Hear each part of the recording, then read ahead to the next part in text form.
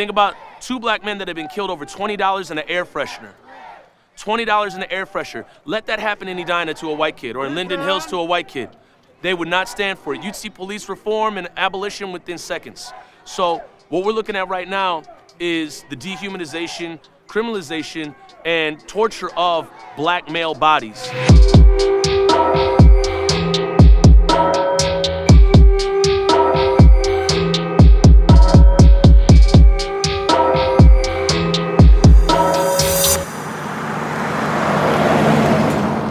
My name is Toussaint Morrison, and I'm out here basically to demand justice with Daunte Wright and show solidarity with the community, and also help the community heal as well through the form of protest. Hey, sorry about that, calling twice. So we set up like a small action from 6 to 7, and it's also gonna serve as an umbrella drive, because a lot of people are getting hit with these rubber bullets and they need umbrellas.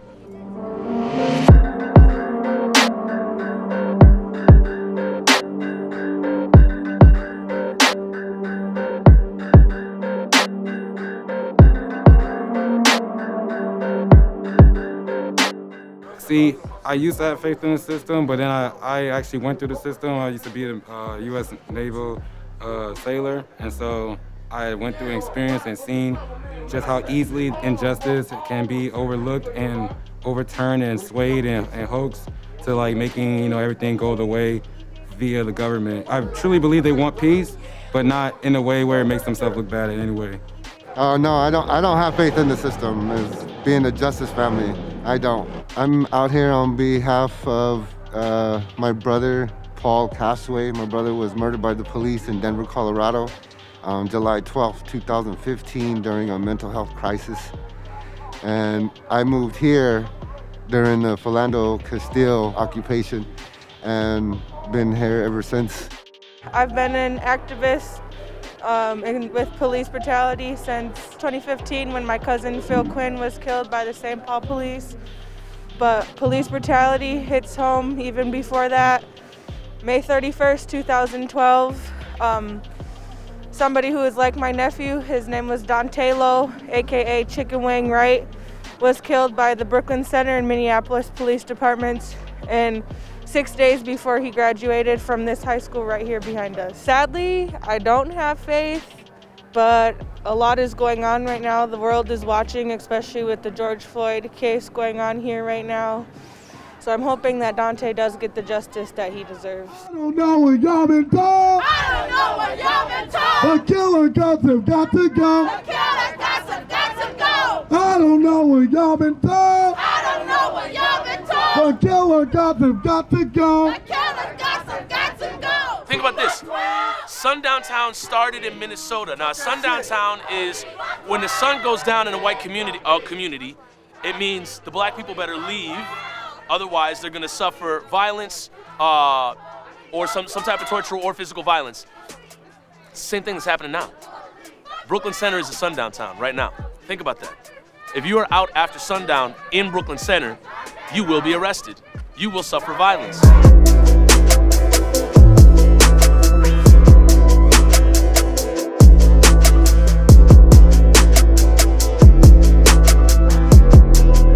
A lot of people say, oh, there's looting, oh, there's this, that. I mean, these fences wouldn't be here had they not killed Daunte Wright. You wouldn't be here if Daunte Wright didn't get killed. I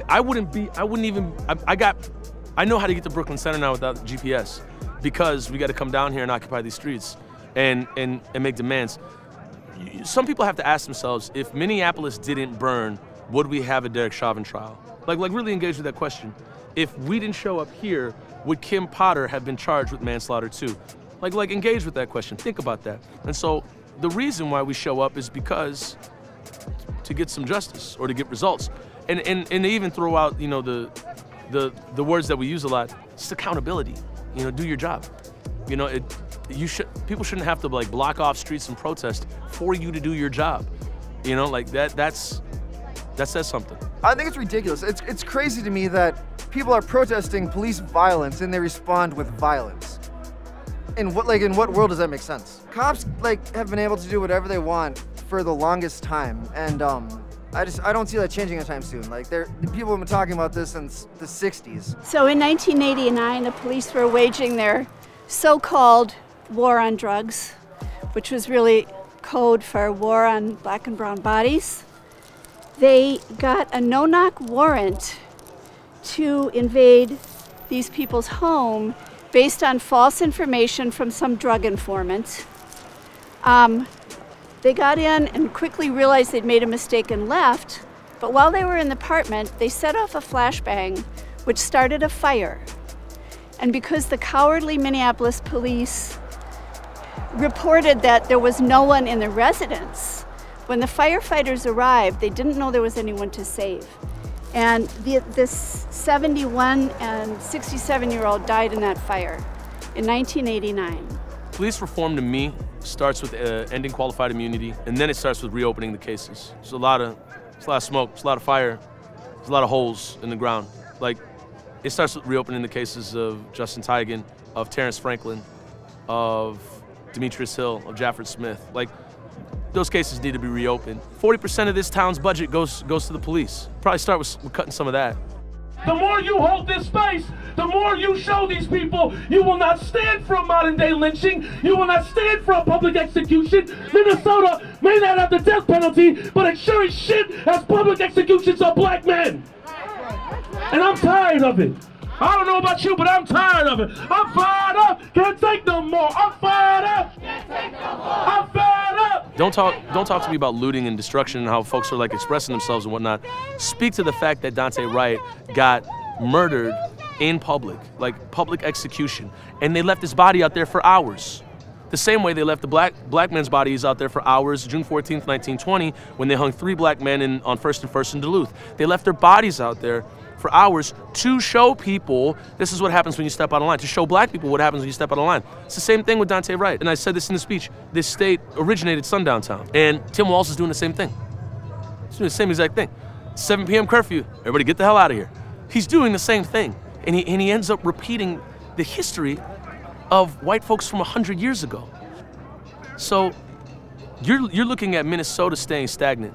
We haven't changed. It's gotten worse to be quite honest. And the small example of that is Tim Gannon, former police chief Tim Gannon, raising the Blue Line banner after his police force publicly executed a young black man in Daunte Wright.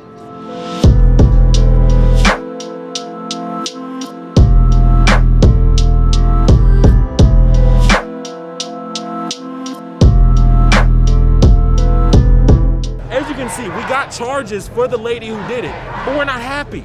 We're not happy because this has been happening for so long that something bigger needs to change.